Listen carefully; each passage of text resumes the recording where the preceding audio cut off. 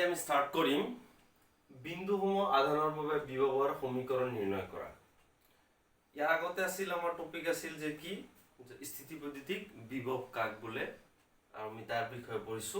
তো তাৰ পিছত আমি এইটো স্টাৰ্ট কৰিম যে বিন্দুসমূহ আধানৰ বাবে বিভৱৰ সমীকৰণ নিৰ্ণয় কৰা, বা এনেকৈ এইটো কোৱেশ্চন এনেকৈ ক'ব পাৰো আমি যে বিন্দুসমূহ আধানৰ বাবে স্থিতিবৈদ্যুতিক বিভৱ প্ৰকাশ ৰাখি উলিওৱা, এইটো কোৱেশ্চন হ'ব পাৰে।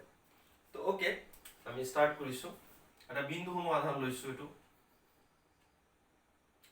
প্লাস কিউ চাৰ্জ লৈছো এটা বিন্দুসমূহ আধান, আৰু এইটো মই ইয়াৰ পৰা এই বিন্দুসমূহ আধানটো ও বিন্দুত ৰাখিছো। ইয়াৰ পৰা আৰ ডিস্টেন্সত এই পি বিন্দুত আমি বিভৱ ওলাব লাগে। তো আমি লিখিম এনেকে, একেবাৰে লিখা স্টাৰ্ট কৰিছো যে লিখা এনেকে ধৰা হল ও বিন্দুত থকা প্লাস কিউ বিন্দুসমূহ আধানৰ পৰা আৰ দূৰত্বত পি বিন্দুত বিভৱ উলিয়াব লাগে।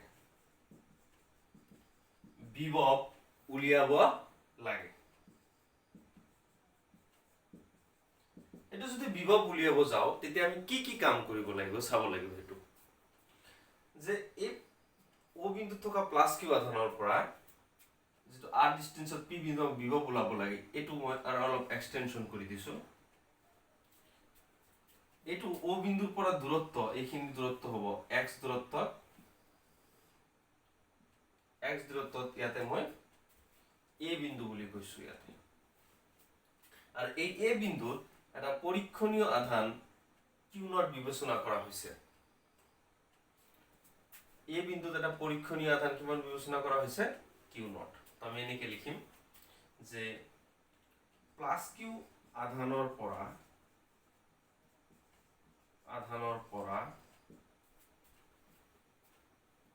x দূৰত্বত এ বিন্দুত এটা পৰীক্ষণীয় আধান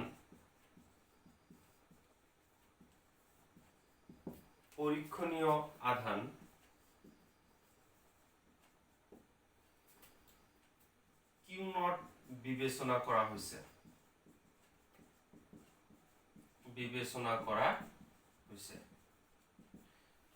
উদ্দেশ্য আমাৰ বিন্দুসমূহ আধানৰ বাবে বিভৱ ওলাব লাগে, তাৰ কাৰণে আমি এইখিনি কাম কৰিব লাগিব। এইটো আমি ইয়াৰ পৰা x ডিস্টেন্সত এই বিন্দুত আমি এটা পৰীক্ষণীয় আধান ধৰিব লাগিব কিউ নট। যেহেতু কিউ নট এটা আধান আছে আৰু ইফালে প্লাস কিউ আধান আছে, ধনাত্মক আধান আছে, তেতিয়াহ'লে ইহঁতৰ মাজত কুলম্বৰ বল থাকিব অবভিয়াসলি। তো এইটো এনেকে হ'ব যে এই কিউ প্লাস কিউ আৰু কিউ নট আধানৰ মাজৰ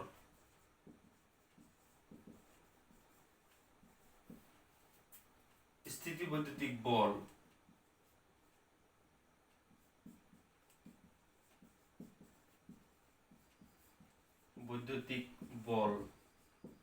কুলম্বৰ সূত্ৰ মতে কিমান হ'ব? F = 1/4πε0। তাৰপিছত আধান ইয়াতে কিমান আছে? কিউ প্লাস কিউ, ইফালে আছে কিউ নট, মাজৰ ডিস্টেন্স কিমান আছে? x, মাজৰ ডিস্টেন্স আছে x। তো x স্কয়াৰ হ'ব, এইটো হ'ব কুলম্বৰ বল। এতিয়া চোৱা, যদি এই কিউ নট আধানটো ক'ত আছে? এ বিন্দুত আছে। এ বিন্দুৰ পৰা আমি উদ্দেশ্য হল কি পি বিন্দুত বিভৱ ওলাব লাগে। তো এ বিন্দুৰ পৰা dx দূৰত্বত এই বি বিন্দুত যদি আনিব বিচাৰো এই কিউ নট আধানটো, এ বিন্দুৰ পৰা যদি বি বিন্দুত আনিব বিচাৰো dx দূৰত্বত থকা, তেতিয়াহ'লে তাৰ কাৰণে কি কাৰ্য কৰিব লাগিব? আমি চাম, এনেকে লিখিম যে এ বিন্দুত থকা কিউ নট আধানটো dx দূৰত্বত বি বিন্দুলৈ আনোতে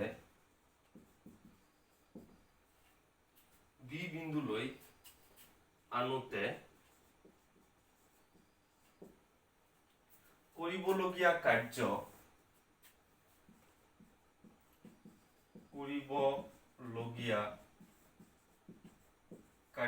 কিমান হ'ব?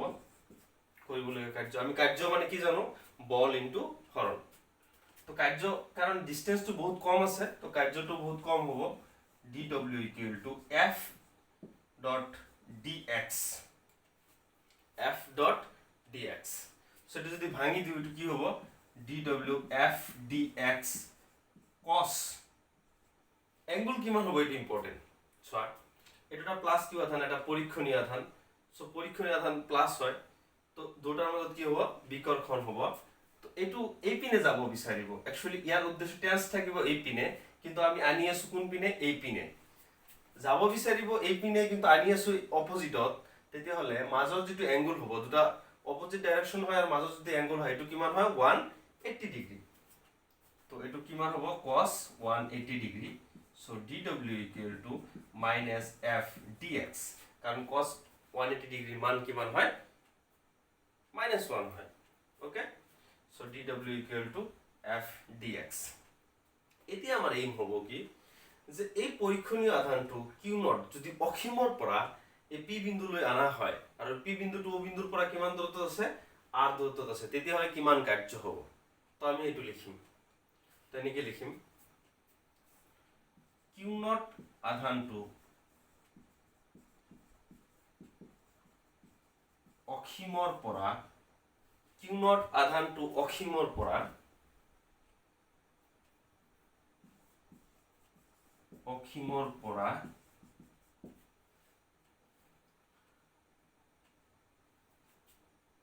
ও বিন্দুৰ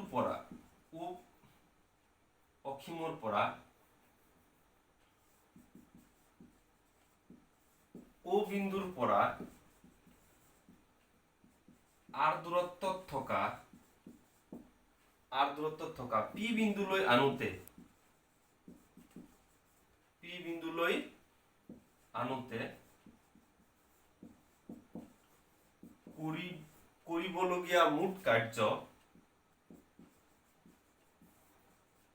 কৰিবলগীয়া মুঠ কাৰ্য কিমান হ'ব? এটা সৰু কাৰ্য আছে, এটো আমি আমাৰ ডাঙৰখিনি গোটেইখিনি অসীমৰ পৰা যদি ইয়াতে আনিব লাগে, তেতিয়াহ'লে কি কৰিব লাগিব? আমি ইয়াৰ ইন্টিগ্ৰেশন কৰিব লাগিব। তো ইন্টিগ্ৰেশনৰ কাৰণে আমি কি কৰিব লাগিব? আমি সৰু কাৰ্যটো এইখিনি মুছি দিছো, লিখি লবা।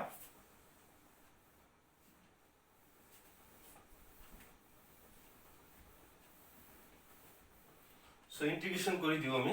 ইন্টিগ্ৰেশন অফ dw আৰু ইফালে হ'ব ইন্টিগ্ৰেশন of minus f into dx। কোৰ পৰা আনিম আমি? অসীমৰ পৰা। ক'ত আনিম আমি?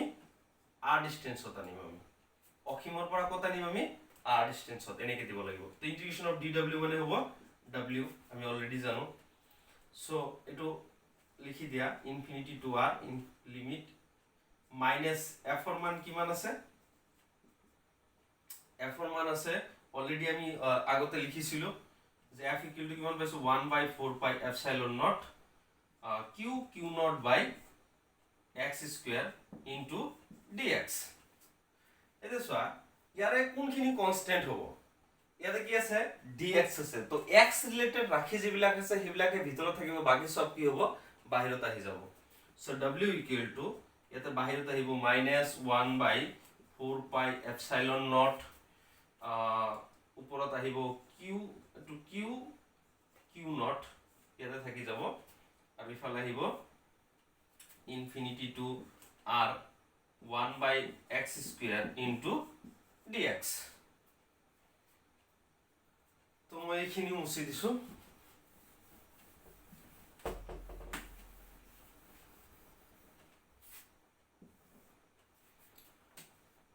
w ইকুৱেল টু তেতিয়া হলে কি হ'ব এটো যদি আমি এনেকৈ লিখিব পাৰো w equal two -1/4 pi epsilon not x 1/x স্কয়াৰক আমি এনেকৈ লিখিব পাৰো infinity to r 1/x স্কয়াৰক x to the power -2 into dx লিখিব পাৰো x to the power -2 into dx so এটো যদি আমি লিখো এনেকৈ এটো ইনফিনিটি পৰ পৰা হয় সো w ইকুৱেল টু হ'ব আমাৰ এটা ফৰ্মুলা আছিল আমি ইয়াতে লিখি দিছো যে integration of x to the power n into dx মানে হল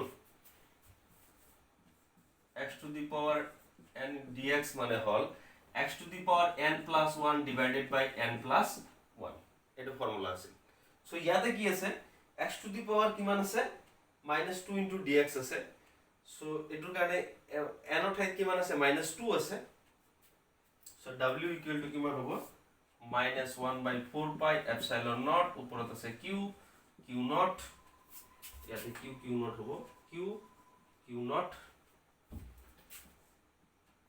এটো ইন্টিগ্ৰেশন যদি ভাঙি দিও আমি কিমান হ'ব x to the power -2 plus 1 divided by -2 plus 1 limit কিমান আছে ইনফিনিটি আছে ওপৰত কিমান আছে r আছে সো w ইকুৱেল টু কিমান হ'ব -1/4 pi epsilon not q not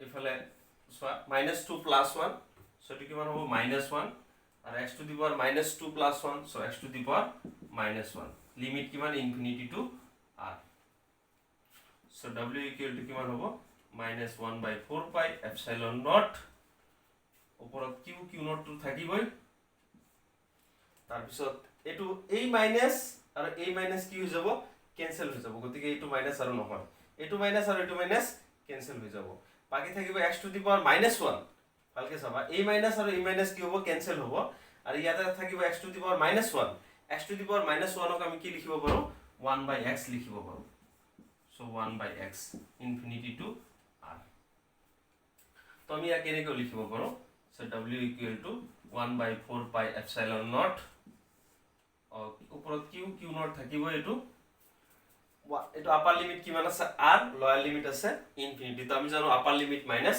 lower limit unknown quantity x আছে সো x ৰ ঠাইত বহাই দিয়া 1/r minus 1/infinity সো এটো ইয়াৰ পিছত আহিব এখিনি ভালকে উঠাই লোৱা আগতে ইয়াৰ পিছত আহিব এটো মুছি দিছো